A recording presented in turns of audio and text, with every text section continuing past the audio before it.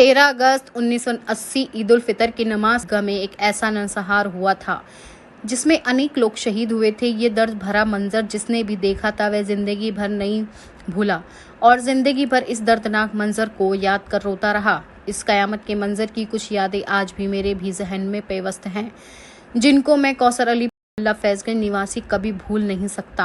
उस वक्त मेरी आयु 11 वर्ष की थी। मुझे अच्छी तरह याद है, मेरे मोहल्ले यानी फैजगंज के बुजुर्ग हांफते कांपते घायल अवस्था में भागते हुए आए थे। ये दर्द भरी दास्तान आज भी जो सुनता है उसके आंसू निकल आते हैं। अपनी माँ का लाल, नई नई सुहागन का पति, किसी मासूम बच्चे बच्ची के पिता ईद के नए कपड़े पहनकर ईदगाह में ईद की नमाज अदा करने गए थे। तभी वे मजलूम पीएसी की गोली का शिकार हो गए। इतना ही नहीं, जुल्म की इंतहा हो गई थी। मुस्लिम लोगों की शहादत के बाद लोगों में गुस्सा फूट पड़ा। गल शहीद पुलिस चौकी की पुलिस से भिड़ंत हो गई। 2 दिन तक लोगों में पीएसी के खिलाफ गुस्सा था। उसके बाद देखते ही देखते दंगे ने हिंदू मुस्लिम रुख इख्तियार कर लिया। जबकि दंगे के 2 दिन बाद उस वक्त के मंत्री ज्ञानी जेल सिंह मुरादाबाद आए थे, जिनके सामने उस वक्त के मुरादाबाद के शहर इमाम कमाल फहीम में इंसाफ दिलाए जाने की बात की थी और पीएसी को बैन करने की बात की थी। जिसके बाद विश्वनाथ प्रताप सिंह, उस वक्त के उत्तर प्रदेश के मुख्यमंत्री, से शहर इमाम और उस जमाने के मौजूद लोगों ने पीएसी पर रोक लगाने की मांग की थी, जिसके बाद भी ऐसी को बैन कर दिया गया था। इस मामले को अब 43 वर्ष हो चुके हैं, लेकिन आज तक उन परिवारों को इंसाफ नहीं मिला जिनके परिवार के लोग शहीद हुए थे।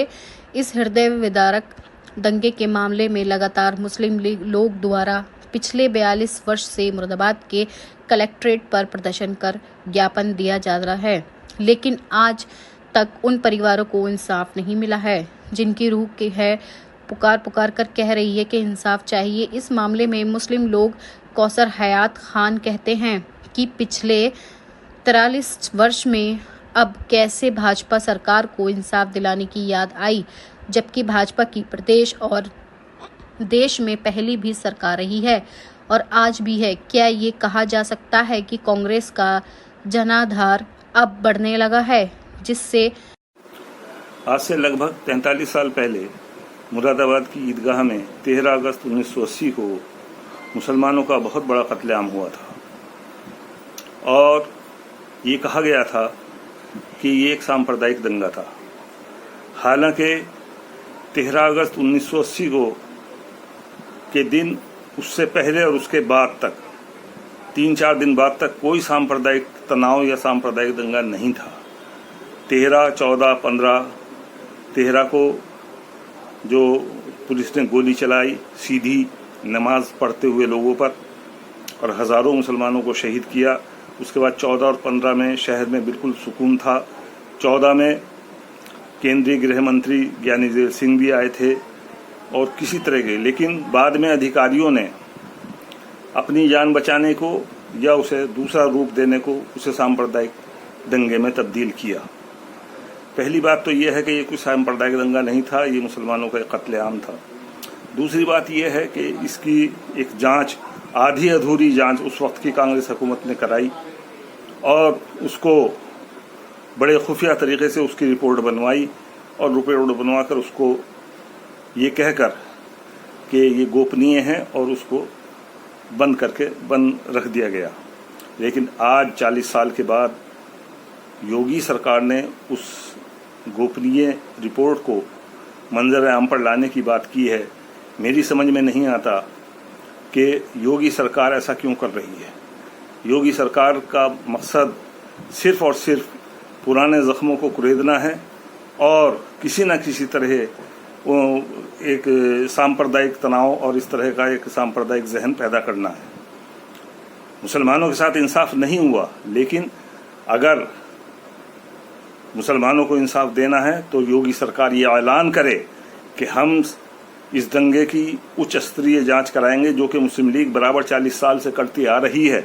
हम बराबर 40 साल से ये मांग करते आ रहे हैं कि उच्च स्तरीय जांच, खुली अदालती जांच होनी चाहिए और जो लोग इसमें शहीद हुए उनके वारिसान को मुआवजा देना चाहिए और जो इसके मुजरिम हैं वो अगर जिंदा हैं या मुर्दा हैं उनको मुजरिम घोषित किया जाए और उनके खिलाफ कार्रवाई की जाए। लेकिन ये करने की बजाय सिर्फ 40 साल के बाद डस्टबिन के अंदर से गोपनीय रिपोर्ट के नाम पर जो रखी थी उसको उठाकर लाए और अब उसे पेश करने जा रहे हैं। आखिर सबसे पहले योगी सरकार ये बताए कि योगी सरकार का मकसद क्या है, वो क्यों इस रिपोर्ट को मंजूर। इन दिनों मीडिया में एक मुद्दा छाया है जो 1980 का ईदगाह का नरसंहार है। ईदगाह में काफ़ी लोग शहीद हुए थे, क्या कहना चाहेंगे आप? एक तो मैं पहले ये बताऊं कि उस 1980 के ईदगाह के मैदान में मैं खुद मौजूद था जिस वक्त झड़ा हुआ है। मेरे इन हाथों ने लाशें भी उठाई हैं और जख्मी भी उठाए हैं। ईदगाह के अंदर 1980 13 अगस्त 1980 को जब फसाद हुआ वो हिंदू मुस्लिम फसाद नहीं था, अवाम वर्सेस पुलिस फसाद था। वो एक जानवर आ गया, किसी लड़के ने कहा कि इसे रोको, दरोगा जी खड़े थे, दरोगा जी ने मना किया, बदतमीजी की और वो तू मैं शुरू हो गई। दरोगा जी बोले गोली मार देंगे तेरे, हम यूँ कर देंगे। जो एक पुलिस का बहुत सारे बहुत अच्छे मिजाज के लोग होते हैं, बहुत सारे बहुत खराब मिजाज के होते हैं। वो तू मैं होते होते इतनी हो गई कि हाथापाई हो गई, गोली चल गई, लोगों ने पत्थर चला दिए, पुलिस ने गोली चला दी। हिंदू मुस्लिम फसाद नहीं था वहाँ। ईदगाह में जब गोलियां चल गई, लोग मर गए, जख्मी हो गए, तो हमने वहाँ लाशें उठाई। जिस वक्त हम लाशें उठा रहे थे वो जख्मी लोग थे हमारे साथ, जहाँ डॉक्टर शमीम साहब थे, हाफिज सिद्दीक साहब MLA थे उस वक्त, मास्टर सईद साहब थे, हमारे वालिद भी थे, वो दूसरी जगह रह गए थे, राहत मौलाई साहब, और बहुत सारे लोग ऐसे थे। उनके साथ साथ हमारे साथ हिंदू लोग भी थे, शर्मिंदर त्यागी थे, जगतवीर थे, GC आज़ाद थे, लक्ष्मण प्रसाद खन्ना थे, प्रहलाद नारायण खन्ना थे, ये लोग थे। हम शर्मा जी थे जो KG कॉलेज में टीचर थे, शर्मा जी, ये सब लोग हमारे साथ थे और ये सब उठा रहे थे, लाशें ले जा रहे थे, जख्मियों को दवाएं दे रहे थे। हिंदू मुस्लिम फसाद नहीं था। हिंदू मुस्लिम फसाद तो बाद में एडमिनिस्ट्रेशन ने कर दिया इसे। जिस तरह से मतलब PSC को रोकने की मांग की गई थी, किन किन लोगों ने PSC को बैन कराया था यहाँ पर? PSC को वो तो फसाद के बहुत दिनों के बाद जब काबू में नहीं आ रहा था और PSC यहाँ जुल्म कर रही थी तो हमने बहुत मांग की थी। अब मैं, हामिद आगा साहब और जाम मुरादाबादी, मिर्ज़ा जाहिद बेग, ये लोग दिल्ली गए थे और हमने तमाम बड़े लीडरों से उस वक्त मांग की थी। और जो गृह मंत्री थे ज्ञानी जैल सिंह जी, हमने उनसे कहा था तो उन्होंने एक लफ्ज़ी बात कही थी कि बहुत तफसील है, मैं बता सकता हूँ लेकिन टाइम लगेगा, कि आप क्या चाहते हो। मैंने कहा हम ये चाहते हैं मुरादाबाद में PSC ना लगे। तो उन्होंने कहा ठीक है, सुबह से PSC नहीं लगेगी। और वो दिन है और बहुत दसियों सालों तक मुरादाबाद में PSC नहीं लगी, अब लगना शुरू हुई है। शहर इमाम उस वक्त के सैयद कमाल फाहिम थे, उन्होंने भी इसको कहा था कि PSC हटाई जाए। हाँ, उन्होंने भी ये मांग की थी कि PSC नहीं लगनी चाहिए मुरादाबाद में। तो उस टाइम पे मजहबी रहनुमाओं के साथ साथ जो राजनीतिक रहनुमा कौन कौन थे उस जमाने में? उस वक्त डॉक्टर शमीम साहब थे, हाफिज सिद्दीक साहब MLA थे, गुलाम मोहम्मद साहब MP थे उस वक्त जनता पार्टी से, और बहुत सारे लोग थे, प्रोफेसर सईद साहब थे, अल्ताफ मंसूरी साहब थे, बाबू अशफाक साहब थे, ये सब लोग बहुत सारे। अच्छा, अब जो ये निकल के आया है वाला मुद्दा, इससे पहले काफ़ी अरसे से मुस्लिम लीग मांग करती चली आ रही है, 42 सालों से, कि इंसाफ मिले, तो जब तो इस पर इंसाफ नहीं मिला, अब क्या ऐसा एकदम क्या हुआ जो उस वक्त सरकारों जो रही, खासतौर से कांग्रेस सरकार, जो फसाद हुआ उसके बाद जो भी लोग मारे गए या जिन लोगों के लूटी हुई दुकानें लूटी, जले मकान, उन्हें मुआवजा मिला। और जिन लोगों की शनाख्त हो गई और जिन लोगों की पहचान हो गई, जिन लोगों के इंतकाल हुए उस केस में, उन्हें भी मुआवजा मिला। नहीं, अब जो एकदम रिपोर्ट जो रखी गई है ये एक सियासी फड्डा है। लोग देख रहे हैं कि लोगों का झुकाव बीजेपी से हट रहा है, ये सरकार जो बीजेपी की है वो परेशान है, उसे वोट नहीं मिल रहा है, तो उन्होंने कहा इसी तफरके करो, क्योंकि उनके पास अलावा हिंदू मुस्लिम के और कोई दूसरा चारा नहीं है। मजहबी बात करके खौला के, क्योंकि मजहबी मामले में हम अगर कोई जय श्री राम का नारा लगा रहा तो हम उसके साथ हैं, हमारी मुखालफत में थोड़ी लगा रहा है, कोई बुरी बात थोड़ी कर रहा, अपने मजहब का नारा लगा रहा, हम उसके साथ खड़े हैं। लेकिन वो इस नारे को लगा के जज्बात जो हैं मजहबी वो भड़काना चाहते हैं। असद कमाल जी, 1980 में ईदगाह में लोग शहीद हुए थे और मुरादाबाद में दंगा हुआ था। आपके वालिद मोहतरम सैयद कमाल फ़हीम उस वक्त मुरादाबाद के शहर इमाम थे, तो आपको कुछ याद है उस बारे में? जी, मुझे याद है। मेरी उम्र लगभग 10-11 साल थी उस वक्त, और मैं अपने वालिद साहब के साथ था मौजूद जी। उस हादसे के दौरान। जब ईदगाह पे नमाज हो रही थी तो एकदम डायरेक्ट गोलियों की आवाज़ें आई और कुछ लोग मेरे वालिद साहब के पास आए और एक घायल को लेकर आए जिसकी टांग पे गोली लगी हुई थी। और मेरे वालिद मोहतरम ने, मरहूम ने, अपना जो रुमाल था वो उनकी टांग पे बांधा और बोले क्या हुआ। तो उस पर वो लोग बोले साहब पुलिस गोली चला रही है इमाम साहब। तो वो जहाँ से खुतबा देते थे उसके सीने पे चढ़े और जाके जो उन्होंने देखा तो गोलियाँ चल रही थी। तो उन्होंने ये वार्न किया यहाँ के डीएम और एसएसपी साहब को, डीएम साहब को, कि मैं कमाल फ़हीम, डॉक्टर कमाल फ़हीम इमाम शहर बोल रहा हूँ, ये गोली क्यों चल रही है, गोली रोक दी जाए। जब गोली नहीं रुकी, ये कुछ मिनटों का वो है लफ्ज़, तो उन्होंने कहा कि आप गोली रोकते हैं या मैं जिहाद बोल दूँ। तो वो जिहाद का मायने उन्होंने बयान किए कि अगर मैंने जिहाद बोला तो इसके मायने ये हैं तो मुसलमान फिर सड़कों पे आ जाएगा।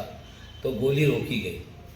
जब देखा और लोगों के जो उनके चबूतरे पे नमाज़ पढ़ रहे थे उनके साथ जो वो चले और मैं घबरा गया, मैं रोने लगा क्योंकि मैं बच्चा था, बहुत छोटा बच्चा, लाशों की ढेर पड़े थे, मासूम बच्चे, मासूम बच्चियाँ नए नए कपड़ों में, कुछ जिंदा लोग कर्रा रहे थे और कह रहे थे हमें आप बचा लो बचा लो बचा लो। ऐसी करते वो गए तो उधर को डीएम और एसएसपी साहब थे जो मुझे याद है। मेरे वालिद साहब ने कहा, मेरे मोहल्ले के एक गुल मोहम्मद उर्फ जुम्मा साहब थे जो अभी इंतकाल हो गए हैं, उनसे बोले कि इन्हें घर ले जाओ। मैं बोला अपने वालिद से कहा आप भी चलिए। तो उन्होंने मुझे धक्का दिया और उनके हाथ में दे गए और उन्होंने मुझे कंधे पे उठाया। तो मैंने पलट के जो देखा तो डीएम साहब और एसएसपी साहब से उन्होंने कहा तुमने ये क्या किया। और किस तरीके से जो बिल्डिंग उन्होंने बोली थी वो मीडिया में मैं क्या बताऊं, बल्कि ये कहा था कि मरदूद ये तुमने क्या किया। ये क्लियर बात मैं बता देता हूँ आपको। बहरहाल ये सिलसिला लाशों के ढेर लगे पड़े थे और इतनी लाशें थी कि बौछार थी। लोग बताते हैं कि मैंने तो देखा नहीं कि जलियांवाला वाले बाग का वो अंग्रेज़ों का मंदिर भी लोग भूल गए थे उस शहादत को देख। कितनी उम्र होगी उस वक्त आपकी? मेरी 10 से 11 साल।